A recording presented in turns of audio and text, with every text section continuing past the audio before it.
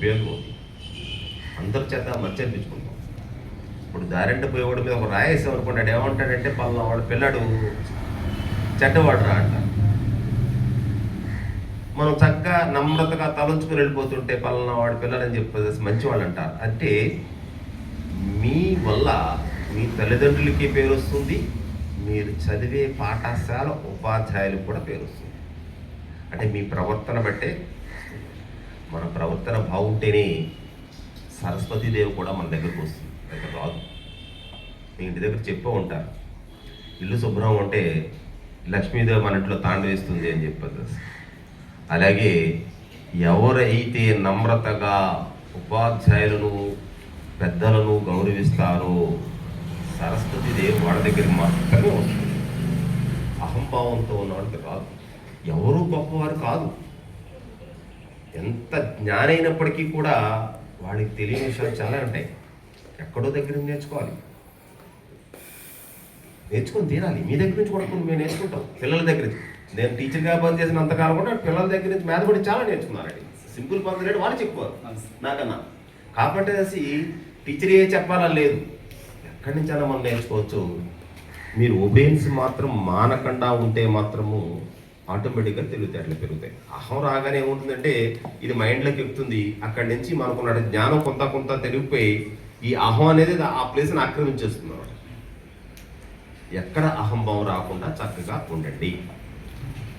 Okay, ఇక examination గురించి చెప్పడానికి వస్తే, మరి పరీక్ష బాగా చదువు ఉంటారు, మీ ఉపాధ్యాయులు కూడా బాగా తరఫీస్తారు. నేను ప్రతి సంవత్సరం చూస్తున్నాను కదా, ఇక్కడి నుంచి బోల్డ్ మంది సెలెక్ట్ అవుతున్నారు. మరి అంతమంది సెలెక్ట్ అవుతున్నారంటే ఇక్కడ ఏమీ లేకుండా అంతమంది సెలెక్ట్ అవుతారు. వేళ్ళు ఇచ్చే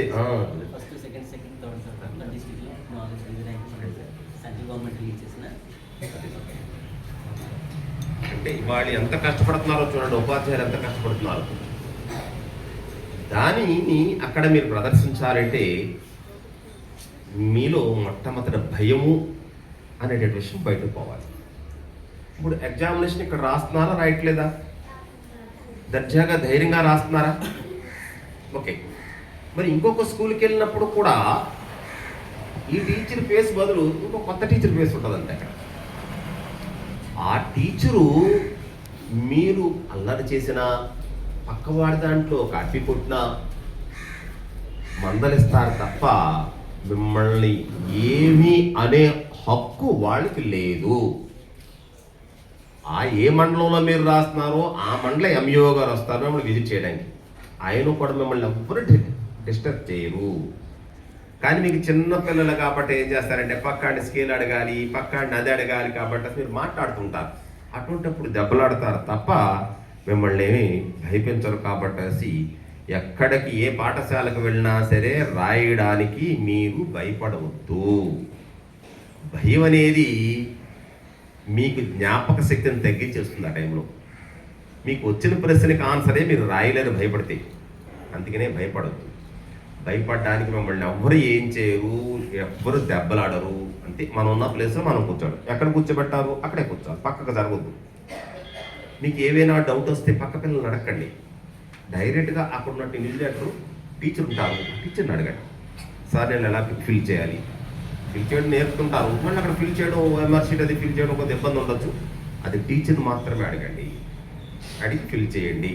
అంతే, పక్క వాళ్ళు మీరు అడగొద్దు. ఓకేనా? పక్క వాళ్ళని అడిగితే ఏమంటారంటే ఇంకో విషయంలో మాట్లాడుతున్నారు, లేకపోతే అల్లరి సృష్టిస్తున్నారని దెబ్బలాడతారు. దెబ్బలాడతారు తప్ప అంతకన్నా మిమ్మల్ని ఎవ్వరూ ఏమీ చెయ్యరు. ఓకేనా? అర్థమవుతుందా? కాబట్టి ప్లేస్ మారింది కదా అని చెప్పేది అక్కడికి వెళ్ళి మీరు భయపడద్దు. ఏమా చక్కగా రాయాలి. అక్కడ 40 సీట్లు ఉంటాయి 6th క్లాసులో.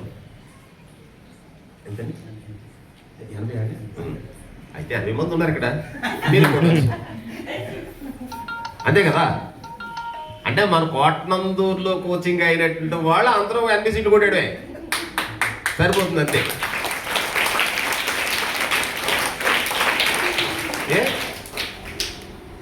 మనం 80 మంది మనమే ఉన్నట్టయితే చాలా హ్యాపీగా ఉంటుంది. ఇక్కడ కలిసి ఉన్నారు కాబట్టి అక్కడ కూడా కలిసి ఉండొచ్చు.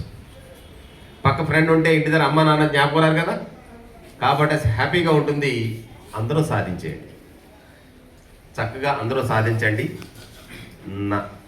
చాలా బుద్ధిగా ఉండాలి. కోటనందూరు విక్టరీ స్టడీ సెంటర్ నుంచి వచ్చినటువంటి పిల్లలంతా కూడా బుద్ధిమంతులు అని నవోదయలో పేరు రావాలి. నవోదయలో సీట్ వచ్చినట్లయితే మీరు వెనక్కి తిరిగి చూసుకోక్కర్లేదు, మీ అమ్మ నాన్న ఖర్చు ఉండదు, ఏమి ఉండదు. అదే కాన్వెంట్లో చదువుకోవాలనుకోండి, హాస్టల్ ఫీజు కట్టాలి, బట్టలు మీరే కొనుక్కోవాలి, మీరే పుస్తకాలు కొనుక్కోవాలి, మీరే నోట్స్లు కొనుక్కోవాలి, ఎవ్రీథింగ్ మీరే.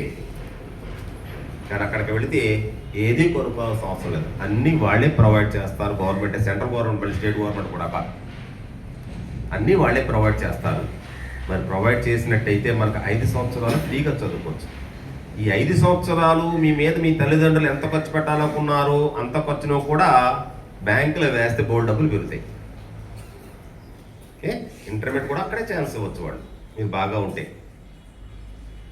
హ్యాపీగా ఉంటుంది. కాబట్టి చాలా కేర్ఫుల్గా, చాలా జాగ్రత్తగా చదవండి. అలాగే అందరికీ కూడా ఆల్ ది బెస్ట్. టీచర్లకు కూడా చెప్పాలి, ఎందుకంటే మీకు ఎక్కువ సీట్లు వస్తే పేరు వాళ్ళకే కాబట్టి వాళ్ళకి ఆల్ ది బెస్ట్ చెప్తున్నాను. మీరు చాలా జాగ్రత్తగా కేర్ఫుల్గా రాయండి, అస్సలు భయం వద్దు, ఏం వద్దు. మనం ఏమేమి పట్టుకెళ్ళాలో అన్నీ సొంతంగా ఎవరికాళ్ళు పట్టుకెళ్ళండి. పక్క వాళ్ళ యొక్క అవసరం మీకు రాకూడదు. ఓకేనా?